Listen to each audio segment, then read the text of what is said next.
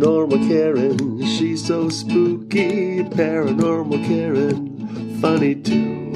Paranormal Karen, she's so spooky. Oh, and did I mention she's funny too? Yeah, cha-cha-cha. Hey everybody, welcome to the podcast. I am doing this one alone in a squeaky chair in Reno, Nevada, having a good time working at the Silver Legacy Laugh Factory and doing tons of research on our topic today, which is our first conspiracy theory. When I consider paranormal, I consider it to be so many things. I have a friend that was like, no, just do ghosts. And I said, no, there's a million things, including this conspiracy theory, of what really happened on Malaysia Flight 370. That was the plane that you may remember disappeared in 2014. And the reason that I kind of became obsessed with this topic is because when it came over the news, right away I got a psychic hit, which I don't usually do. And I have other friends that kind of talk about this all the time. I'm neither here nor there. I kind of like my insight to be limited to tarot cards. So it's on or it's off. But I remember watching the news, and the minute that they announced that this plane had disappeared, in my head, I heard clear as a bell, they will never find this plane. They will never find this plane. I had another friend who was a medium who called me and was like, the plane has been taken over by terrorists and it's in Israel and everyone's making cotton candy. And I don't know what she was talking about, but she had some long deal about they switched the plane and then there's a plane there. Nope, didn't happen, never found the plane. In fact, they call this the greatest aviation mystery of all time, which means it bumped Amelia Earhart off of the chart. And when I was looking up that, I saw there was a whole bunch of conspiracies about Amelia Earhart also, that she was found in a prisoner in Japan and they had pictures so I didn't get into it. I was more obsessed with this airplane. I do know they had a headline in one of the papers in Los Angeles that they found Amelia Earhart's car, which is probably why there's no parking in LA. We have to start clearing off the cars of people that have passed away or have been lost at sea. But actually, I believe the story was somebody stole the car and then parked it in LA and just left it there. So I don't know, but we'll look into that another time. But this particular one, what I'm going to tell you about this flight with Malaysia Airline, where I became so obsessed with it. I'm going to tell you a little bit about why I like this, how I feel about flying, and then we're going to get into the timeline of exactly what happened. I think I have that spread out so that you will all be able to understand it and the flight pattern and the parts of the plane that are intricate details that you need to know to figure out what went on. Then we're going to get into who was on the plane, which you may find very, very surprising. And finally, we will go over all the conspiracy theories and then get to the one that really made me go, aha, the one that is follow the money. This could have happened.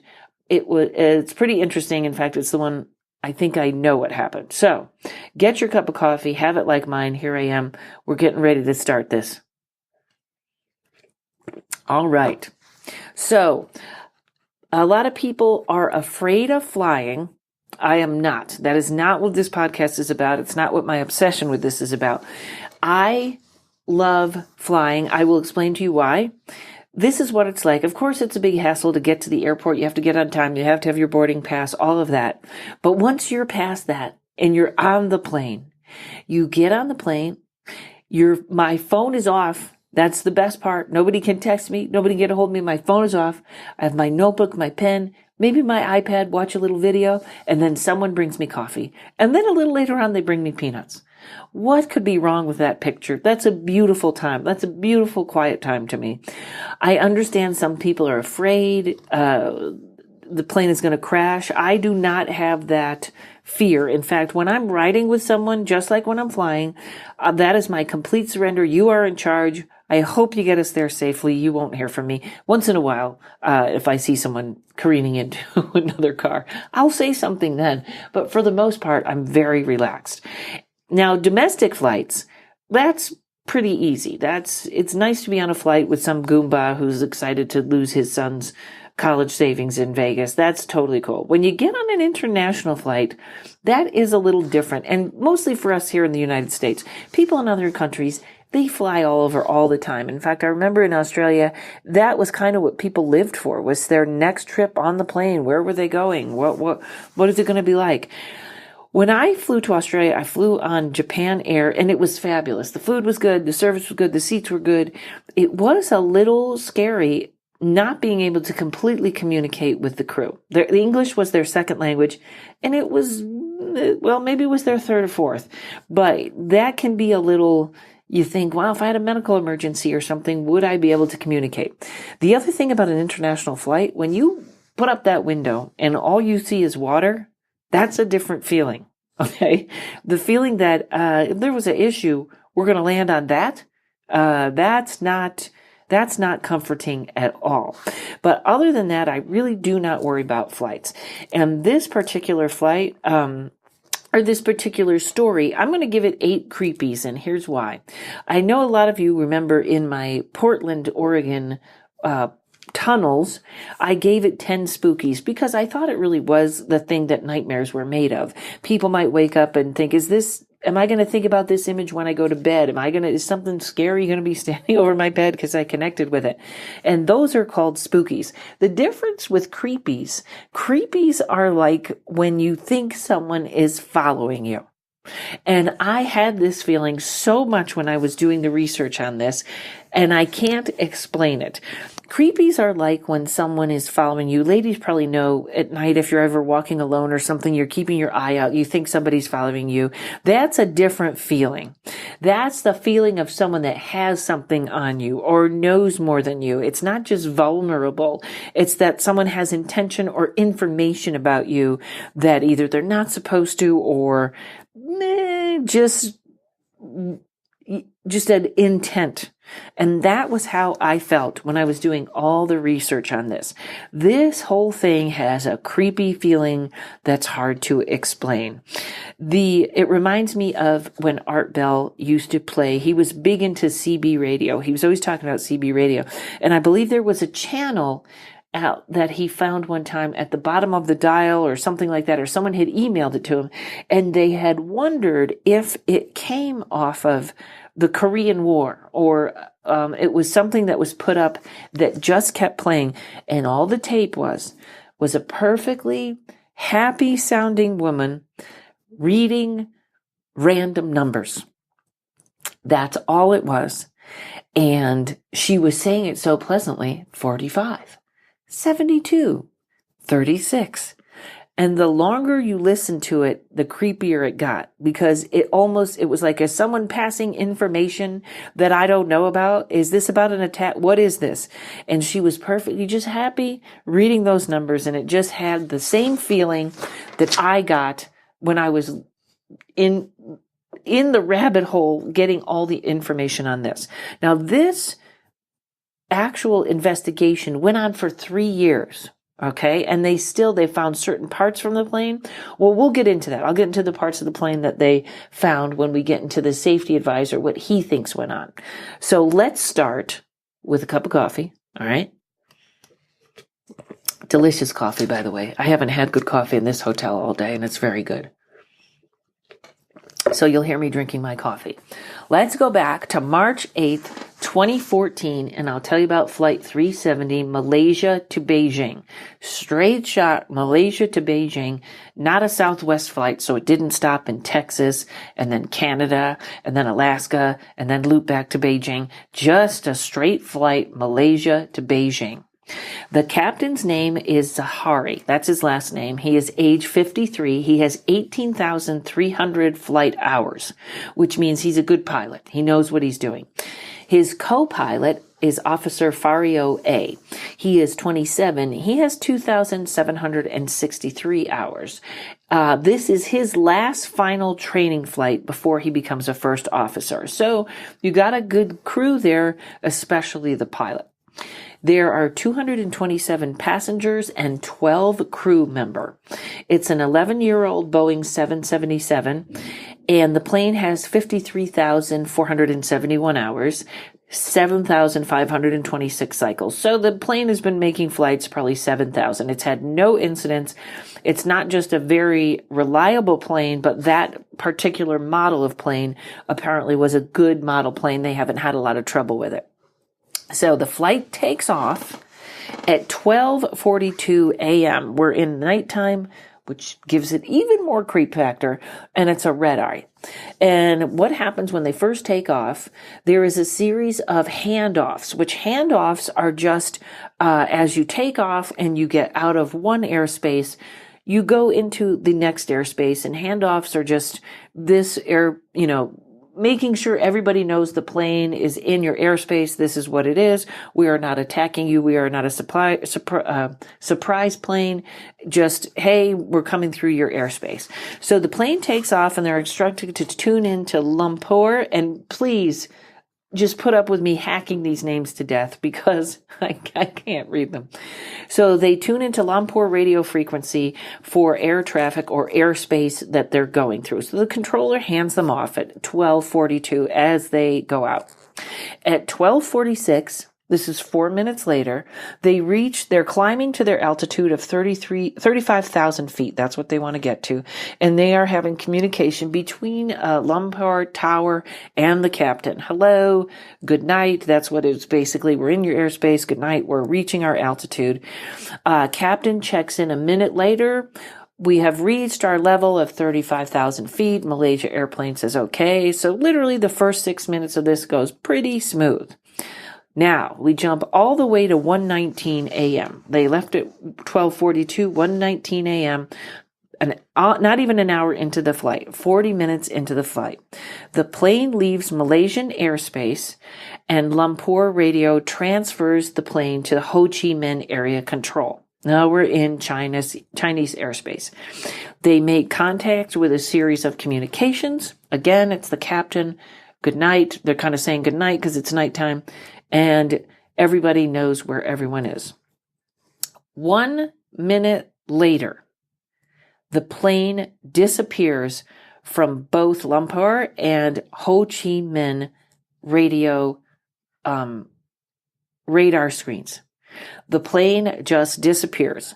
Now, here's where I have to explain something to you about radar. There are two kinds of radar. There is the one that the air traffic controllers look at, which is the one you see in movies, where you see the little plane, you see the number of the plane, and you see the guys watching them, we're landing, blah, blah, blah.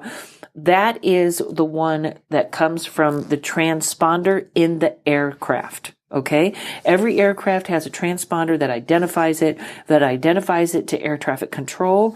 This was the transponder. It was turned off. Okay. It was either broken or turned off, but that plane disappeared off radar 40 minutes into the flight.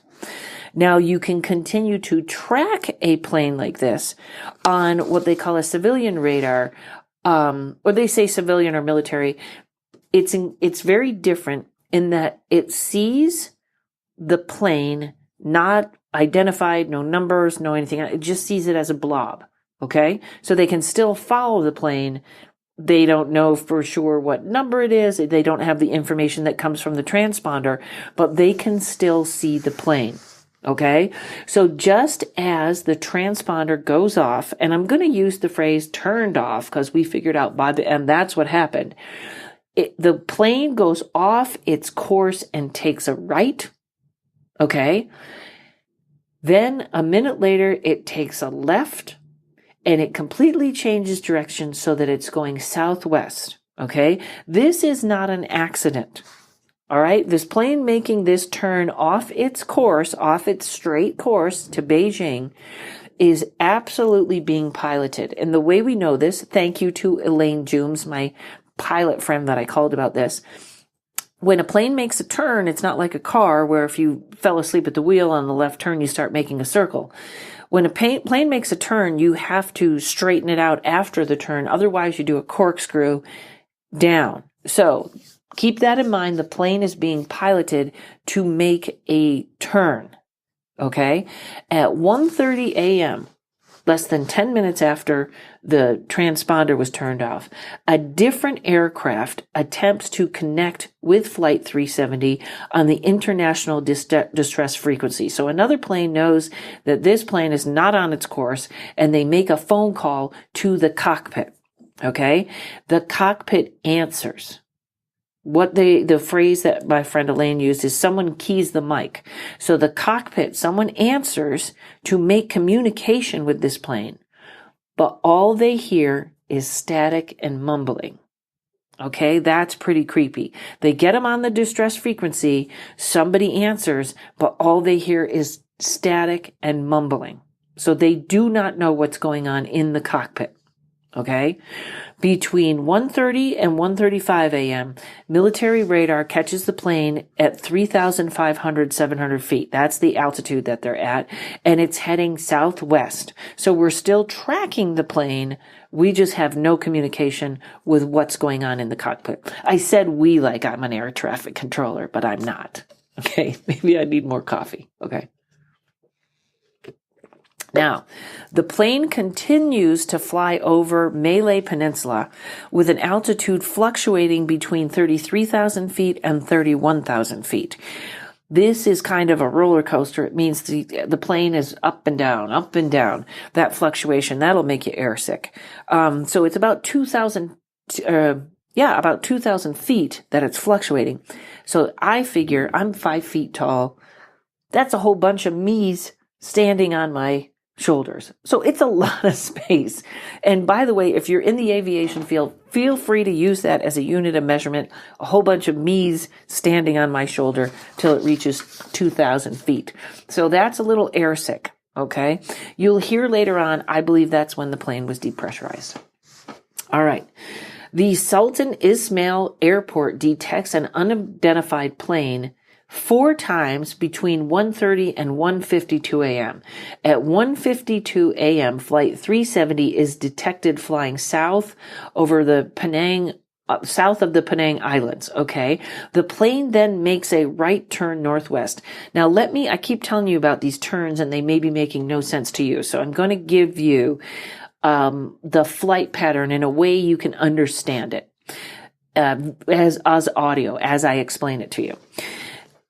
Most people probably, I have some people that listen internationally. They may understand exactly what happened and the way the flight is going. For my American friends, who I assume are like me and only know American geography, here is what it would be like. It would be like if you were on a plane that was going from San Diego to Baltimore, straight San Diego to Baltimore. When the guy turns off the transponder, you would figure you were at about Kansas City. He makes a turn, 2 turns at Kansas City, almost doubling back in a V pattern up and over Portland. Okay? He goes past Portland out into the ocean and takes a right towards Alaska. That is the pattern of the plane. Instead of just a straight shot San Diego to Baltimore, it would be if you went San Diego, got to Kansas City, made a turn, went over northwest over Portland, took another right, and then moved on like you were going to Alaska, ending up in open water. So when I say these turns, that's the pattern that the pilot took. Okay? And I believe the last part of that I read ahead here.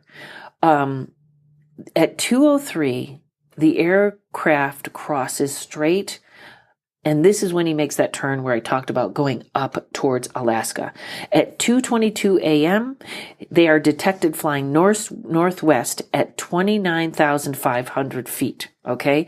This was kind of the last location known of the plane, or that there was any sort of contact with the plane, except, and this is a big except,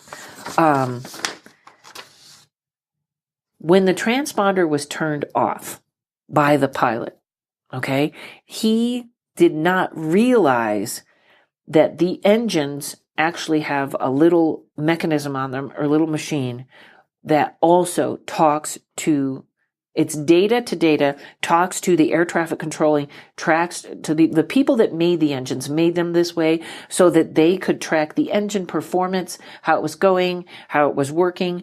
And so there is still a little kind of locator in those engines. And what it sounds like is the pilot turned off the transponder, did not realize the engines were still talking to someone on the ground. At 2:25 a.m., the aircraft satellite communication system sends a log-in request, okay, to Inmarsat, which I'm sure I'm saying that wrong. That is the aircraft sent that information. They are logging in. This is how we know where they are. The engines are saying, hey, here we are if you want to check our maintenance, if you want to check anything on us. After logging into this network, the aircraft responds with a series of what they're calling handshakes. That is the communication between the engine and the ground. 2:39 a.m., the ground makes a phone call. Okay, so they're getting these connections. This plane is there. 2:39 a.m., a person in Inmarsat makes a ground-to-air phone call to the cockpit, and there is no answer. So again, no people-to-people communication. 3:41 a.m., the airplane makes a second handshake. This is again just the engine. Hi, here, this is where I am. You can check my maintenance. And it is received by the ground station. An hour later, 4:41 a.m., the aircraft makes a third handshake. Again, the people on the ground can see something is communicating. 5:41 a.m., an hour later, the plane makes a fourth handshake, which was initiated by the ground. So basically, the plane is still talking. It happens at 6:41 a.m., again at 7:31 a.m., almost on the hour. That one there was a little off. And at 10 a.m., the sixth handshake is initiated by the ground. Again, it's connected. 9 minutes later, at 9:19 a.m., the seventh initiated by the aircraft was incomplete. So at 9 minutes later, at 8:19 a.m., the aircraft sends out a signal. It is not received by the ground. Okay, that was the last. Now, at this point in the morning, it is presumed that the plane is out of fuel, and the first assumption was that it crashed into the ocean. I'm going to say assumption, and we're going to leave that. It was presumed to crash into the South Indian Ocean, where it became the largest search of all time. They covered over 46,000 square miles of ocean. And at that point, they found nothing. 3 years later, on January 17th, 2017, the official investigation stopped. That's almost 3 years later. So now, what I have there, I explained the flight plan, what happened in the airplane, and what they think happened, and where all the information, all the data, communication, so they know where the plane was. Now, I'm going to cover what Larry Vance, who's a former investigation with the Transportation Safety Board in Canada, who wrote a book called MH370 Mystery Solved. We're going to go over his theory. But first, how about a word from our sponsors? Hey, I remembered. I'm going to need more coffee for this. So the other night, when the police found me in the bushes of my ex-boyfriend's house, they said, hey, Karen, where did you get this great night vision equipment? And I told them, GoStop.com. GoStop.com is another rabbit hole. If you are a paranormal investigator or you want to become one, they have all the equipment that you need. They have everything you can imagine. You look for any type of camera you want, they have it. You're looking for EMF meters. Sometimes I get a great a thermometer. I can check the hot flashes I'm having with this thermometer, which you'd be amazed, ladies. Your temperature goes way into fever pitch when you have a hot flash. The equipment is fabulous for that. Even if you just want to go around measuring other women's hot flashes, go there, pick up a thermometer. You got all kinds of things. Sean, who has put together packages. If you have a kid that wants to be a ghost hunter, go get him a starting package. They have everything. GoStop.com. Clear your calendar. Spend a day just looking through that website. It's fabulous. Huh? How was that for a winging it ad? I love Sean. Sean's like, I love it. Just do what you want. GoStop.com, ladies and gentlemen. All your paranormal and investigating. And if you want to be the creepy that's following someone, all your needs are there. All right. Back to the podcast. Larry Vance, former investigator with the Transportation Safety Board of Canada, wrote a book, MH370 Mystery Solved. He is out of Ottawa, Canada. He says the evidence explains everything. Okay, remember they found, I believe it's 3 pieces of wreckage, 3 important pieces of wreckage, maybe a couple others. His theory is the pilot deliberately took the plane into the ocean. He has this pegged as a murder-suicide. I don't quite agree with that. You'll know why at the end. He says the plane has stayed in all one piece and is sunk to the bottom of the ocean. He said that this would have been, there's a problem with the right wing of the plane. The pilot wanted to land this plane on the water and just let it sink. But the flaps were not down. This is what he got from a piece of evidence that eventually floated over. They found a couple of pieces from the plane in Africa, just a couple of pieces. So when he was slowing down the plane to do less damage to the plane and land it on the water instead of crash it on the water, he extended the flaps on the wings, which again tells us this was not anything out of control. There was someone piloting the plane right up until it hit the water. He wanted that plane underwater. He wanted the whole thing to sink and he wanted it to disappear. But when he was coming down, one of the waves must have hit the right wing and it dug into the water and it caused 2 big pieces to break off the plane. They broke off at the wing, floated across the ocean for years and ended up in Africa. That was where they found 2 pieces of the plane. It gets a little technical now, so I'm going to kind of put it in dummy terms. That's how I understand things. Dummy's turn. They could see by the way these things broke off how the plane had crashed. So by knowing a little bit about where it hit the water, this guy gathered 2 things about the landing. The plane was still being piloted, so someone had to do that and extend those flaps. And also, it had to be a pilot. It was not like a TV show where someone gets in the plane's going down, the pilot had a heart attack, I'm going to land the plane. This is a very complicated thing that someone had to be a pilot to do it. So everything seems to be very deliberate. This is where he puts it and says it's a criminal act. That's his theory on this. There was significant pre-planning, is what he said, which they later found when this plane first disappeared and they went to the captain's apartment, they found a flight simulator. And that is not something that people typically have. That would be like if a bank teller, you go home and she's got a little cash register, making sure she knows how to count money. You don't see that. So this guy had definitely planned out the trip. And when they looked in the flight simulator, they saw that he had planned this trip so the plane would disappear. He had calculated a route that would avoid most air traffic zones. So he knew exactly, that's why he made these weird turns and then he slipped in. The one thing he didn't know, as I said earlier, that the engines were designed to send that handshake, that data was still being exchanged. He thought no one could see him, and that's how he calculated that route. What's very interesting is the Malaysian government released this information about the pilot having the flight simulator and that they found this pattern in the flight simulator, and then all information was shut off. Okay? People looking to find out more about this flight simulator, more about what had been planned, when he did it, were completely boxed out for some reason. That was the limited information that they gave out, and that was it. So the pilot really did not know he was being tracked, that the engines were sending that out. So this is this guy's theory. He says the pilot turned the transponder off, got the other pilot out of the cockpit, then depressurized the cabin, and that killed everybody else on the plane, which my friend Elaine said that is actually a good death. You just kind of fall asleep and then you die. So may we all die in a depressurized cabin. That's what I say.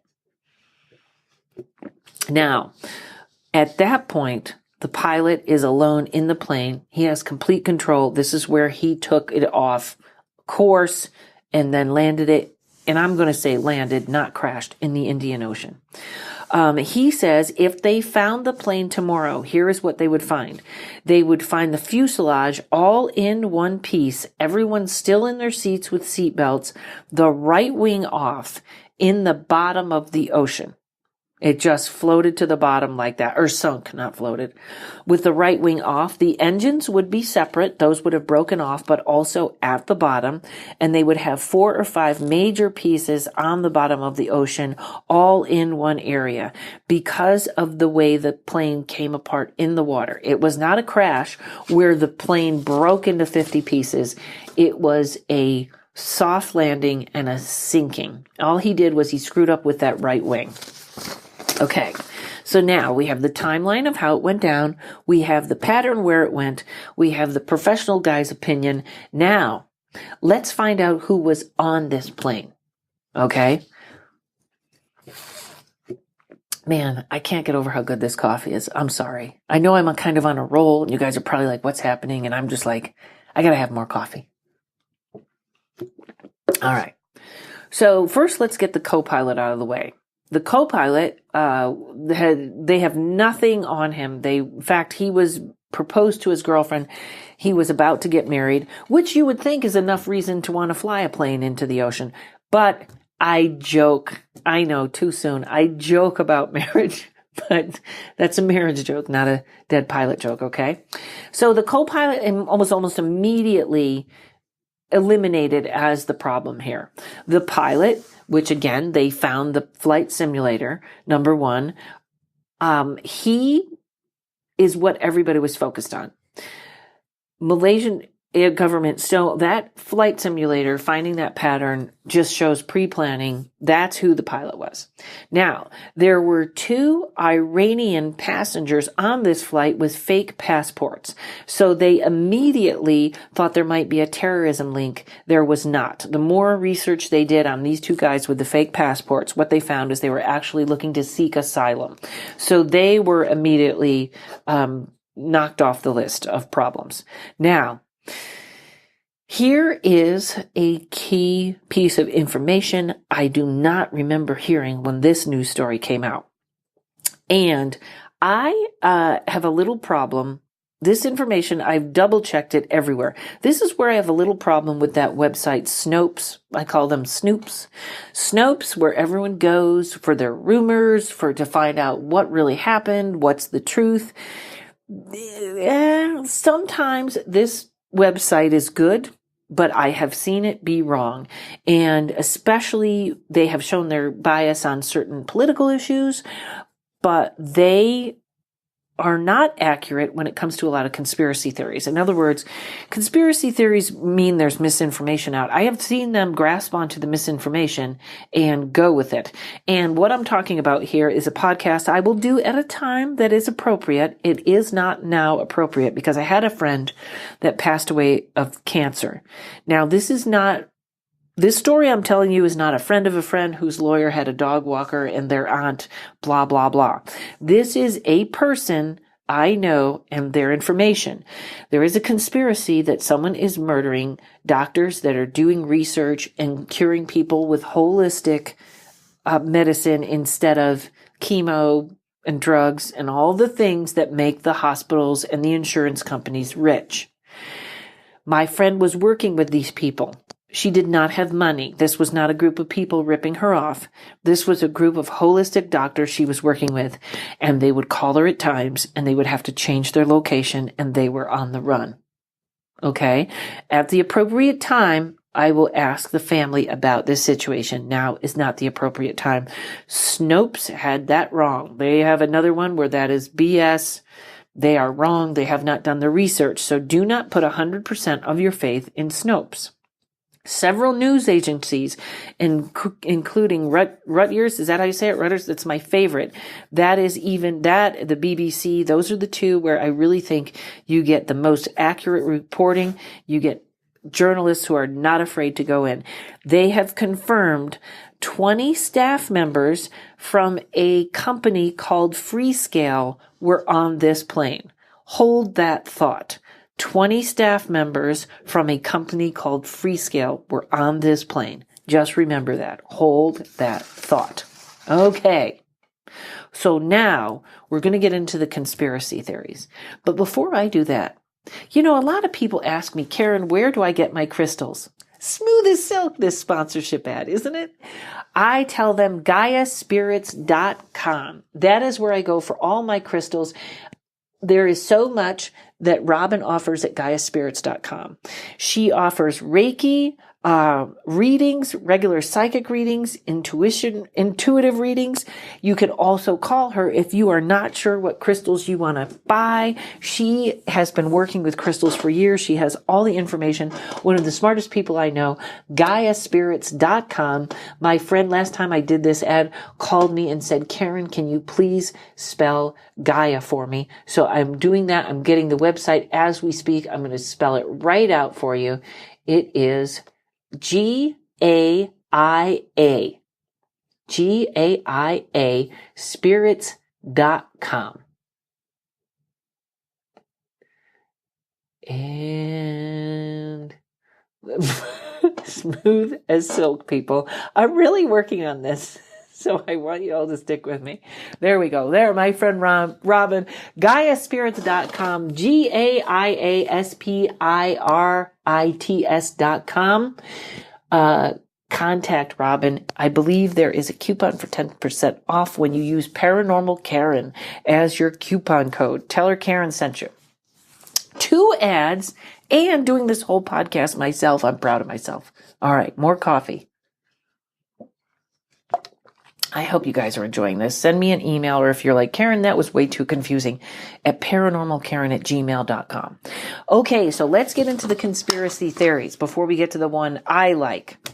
So whatever happened that first day, there was that conspiracy theory that my friend came up with, that there were terrorists and they were switching planes and it was going to turn up in Israel. I don't know what happened to that. That whole theory went away, I guess, when no one landed in Israel. There is a current conspiracy theory that you can see on YouTube, which has pretty much been debunked, that I just don't believe anyways, which is some kid got a voicemail message. It was so creepy. It turns out it's from the black box. It's an SOS from the flight. And it says, they're not human. Save our souls. No, it didn't happen. Just a kid made it on his phone or something like that. Interesting to watch. Good switch. Good hoax. Not right. Not anything, I believe. So the first conspiracy theory is that the plane was shot down. Some guy got images from Google Earth, zoomed in. All the people looking for the plane couldn't fly. This guy found it on Google Earth and said it had been shot. They had been shot down by the U.S. Not really sure why or how that could happen. That doesn't make any sense to me, because why would the plane be shot down after this guy did all this swirling? They didn't know where it was. That makes no sense at all. The second theory, remote cyber hacking, that someone got into the internet onto the plane system and took it down. Again, that makes no sense. We're going to knock that one right off. I don't think that that is possible. That was something that was said. That's not possible. But also the plane was manned all the way down. There was a pilot landing and moving this plane. Conspiracy number 3. Putin knows where it is, but he can't say because he discovered it through a spy satellite that he has. You know what? I just love any conspiracy that has Putin in it, because I think he is the ultimate Bond villain, and that's interesting. I like to know that. Putin looks like he knows evil crap that the rest of us don't know, but I don't think he knows where the plane is. The fourth theory, the mystery passenger theory.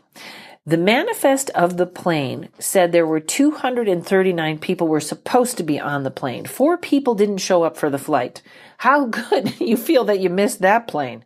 This is the one to miss. That I think this is kind of worse than a crash, that it's kind of like it just disappeared. Nobody knows where it is. 4 people didn't show up. So the official count showed 226 passengers plus 12 crew members, which equals 238, not the original 239. People think there may have been a mystery person that got on the plane. I don't know what that person did. Maybe got all the pilots out of the cockpit. I don't know how you'd do that. Took over. That just does not work out logistically. Conspiracy number 5. There were cracks in the plane. Well, no, because you wouldn't fly the plane all over before you tried to land it, plus no communication, so cracks in the plane just doesn't work.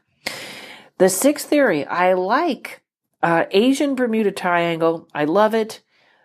It does not connect with the way the plane was flown into this specific area and that it was on the flight simulator. So we got to leave that. But I do love the idea of an Asian Bermuda Triangle. Why not? Number 7, North Korea took the plane. I don't know why North Korea would take the plane. They can't even seem to afford to feed their people. I don't think they need a plane. Maybe they were going to steal the peanuts off the plane. I don't know. Maybe not. Number 8, probably my favorite.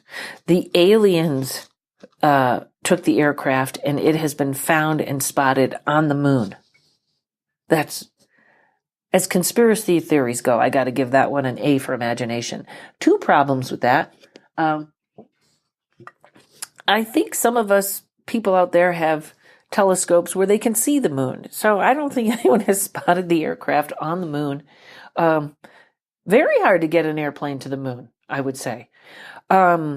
Also, I don't believe it had anything to do with aliens, because the aliens have stopped making mistakes. They don't make mistakes anymore. That crash in Roswell, I believe that was a real mistake.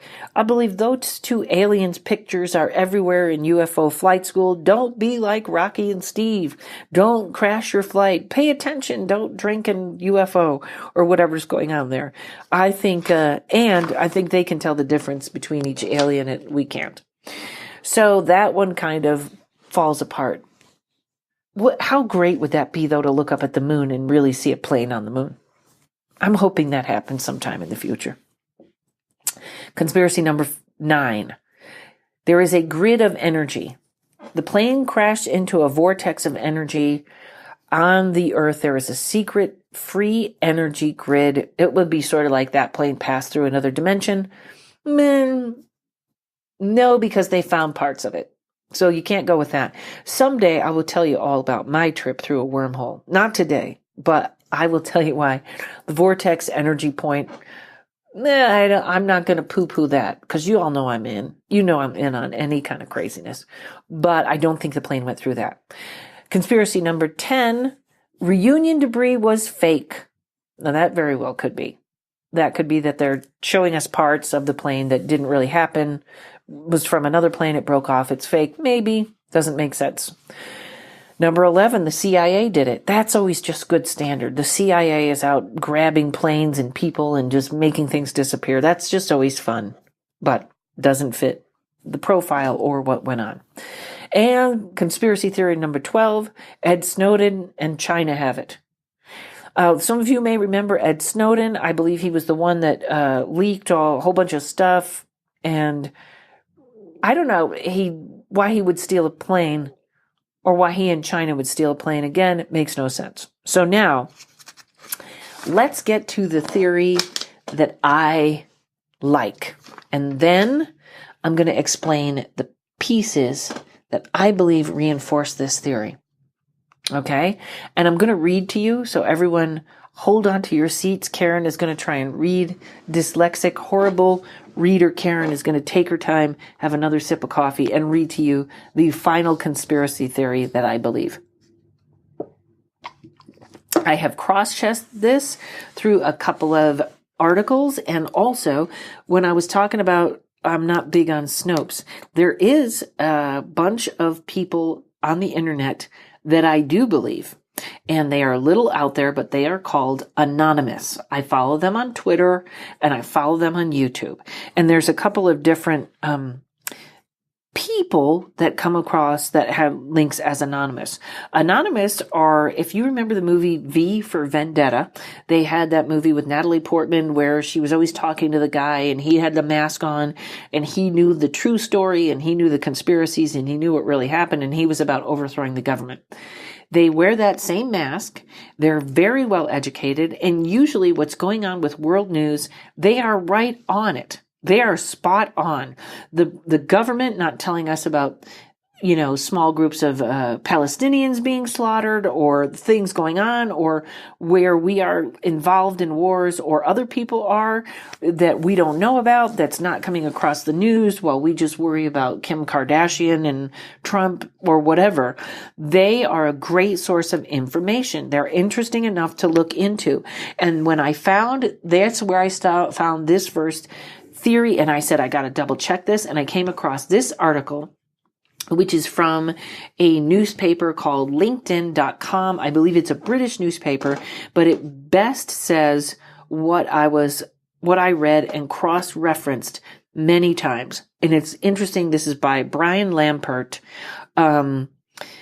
He has 84 thumbs up, 22 comments, and 12 shares, which means even this particular article did not make it out that far. But I believe it captures everything that he's trying to say. Maybe a huge coincidence that has provided an enormous windfall to the Rothschilds who love hoarding money. Okay? The title is Coincidence. Rothschild inherits free-scale semiconductor patent result of engineer's death on flight MH370. Those 20 people from the company that were on the plane, that's Freescale. Rothschild, we're going to get into who he is, but you might know him. His name is Jacob Rothschild, a very, very rich man, one of the richest families probably on the planet. He is somebody, follow the money, who benefits from the death of these Freescale employees being on that plane. Maybe it's a huge coincidence that has provided an enormous windfall to the Rothschilds who love hoarding money irrespective of who it may hurt.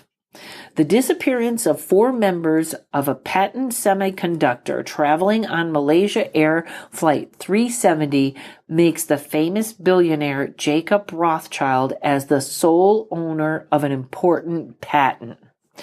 The mystery surrounding the Malaysian Air Flight MH370 is growing as each day passes, with more mysterious silence shadowing the disappearance of the airline. This article is a little bit old. It is probably midway between 2014 and 2017 when they stopped. More and more conspiracies are beginning to boom on the internet. One of the conspiracies is the Freescale Semiconductor Arms microcontroller KL03, which is a new improvised version of an old microcontroller. This is what they were making. This crazy story about how Illuminati Rothschild exploited the airlines to gain full patent rights of an incredible KL03 microchip is going haywire across the internet, especially when it's involving Rothschild as the evil master plotter. Okay. A U.S. technology company, which had 20 senior staff members aboard Malaysia Air Flight MH370, had just launched a new electronic warfare gadget for military radar system in the days before the Boeing 777 went missing. Freescale Semiconductor has been developing microprocessors, sensors, and other technology for the past 50 years. The technology is created is commonly referred to as the embedded processor, which, according to the firm, are standalone semiconductors that perform dedicated computer functions in electronic systems. Freescale Semiconductor, new technology. Okay, so this company was just on the edge of starting something very important. Why were so many Freescale employees traveling together? What were their jobs? Were they on a mission? And if so, what was that mission? Can these employees be the cause of the disappearance of this plane? Could the plane have been then hijacked and these people kidnapped? Did these employees hold valuable information? Did they have any valuable cargo with them? Did they know the company and technology secrets? With all the might of the technology, why can't this plane be located? Where is the plane and where are these people?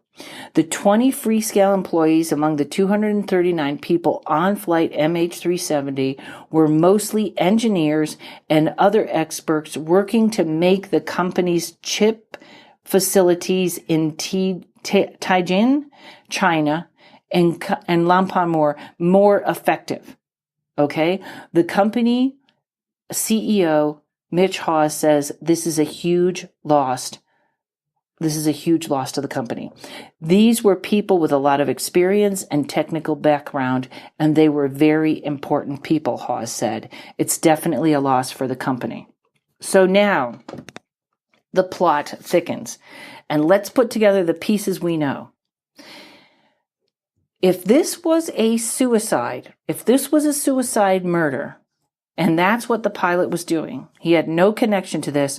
Number one, why didn't he just commit suicide with that plane? Why didn't he continue on the course he was supposed to? Just, if you're okay killing 200 passengers, why do you draw the line there and not just drive the plane into a building, make it a big thing like 9/11? Number one, if suicide is your goal, why not? Number two, why was there no note? Number three, why did he have this special pathway that he plotted out on the flight simulator that avoided all radar? Why did he need for that plane to disappear? Next, why a water landing? Why would you not crash the plane? You know why a water landing? Because there is a certain amount of space between the water and the air where radar does lose track of the airplane. And if the airplane does not crash, but it lands, he could get off the plane. We're assuming everybody else on the plane was already dead. If he lands the plane instead of crashes it, the plane does not break into pieces. It simply sinks and disappears. He has a moment to get off the plane and get on a little boat, one of those little floaty boats, and it is not picked up on radar. So, did he, the pilot, get off the plane? We don't know. That pilot is the bottom of the Indian Ocean, which is about 2 miles down, maybe more than 2 miles down. He landed the plane. He did not crash the plane. Did he get off the plane? Was there somebody from Rothschild that was supposed to pick him up in a boat, which also would not be picked up on radar? Is this guy on a small island with a beard and a mustache and a tiny bag of money from the Rothschilds, or a big bag of money? Is that what happened? Or was somebody supposed to pick him up and didn't? That's what I think. I think they told him they were going to pick him up. They didn't. But this does not look like any murder-suicide.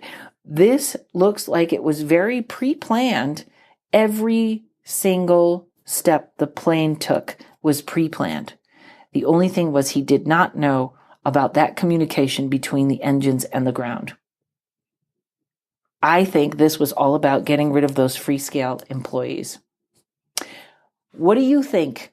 All right, that was 2 weeks of my life. I could not stop watching videos and reading articles. Why don't you tell me what you think? paranormalkaren@gmail.com. Let me know if you enjoy these podcasts when I do them alone and I do lots of research. Let me know if you'd rather see guests. You can find me at paranormalkaren.com or karenrontowski.com. You can go to my website. You can book a tarot reading. You can become a sponsor of the show. I have 3 levels of sponsor for some people that want to spend a little bit of money, or some people that want an ad, which I'll do better than the ads I did today. Special thanks to Mike at Uno Rising Media. Producer Mike takes care of everything. If you could, ladies and gentlemen, leave me a 5-star review on iTunes or wherever you listen to me. That gives the podcast more views. It moves it sort of up in the lineup so more people can see it. Thanks. Have a great day, and hopefully I'll hear from you soon. Paranormal Karen out. People always ask me where I get my crystals and beautiful gemstone jewelry, and I tell them I go right to GaiaSpirits.com. Gaia Spirits Gift Shop has everything from crystals to singing bowls, and they also offer readings, Reiki, gift certificates, and home blessing services that fit everyone's budget. My friend Robin Celine has years of experience with crystals, so if you're not sure what you're looking for, she is always right there to help. They even have crystal packages to help with house cleansings and getting rid of some of those pesky ghosts. I get so many compliments on my black tourmaline necklace Robin suggested for grounding, and so far I haven't floated away yet. As a special gift for my listeners, use coupon code ParanormalKaren and receive 10% off your first purchase. Again, use coupon code ParanormalKaren, all one word. GaiaSpirits.com, where I go for all my crystal and gemstone needs.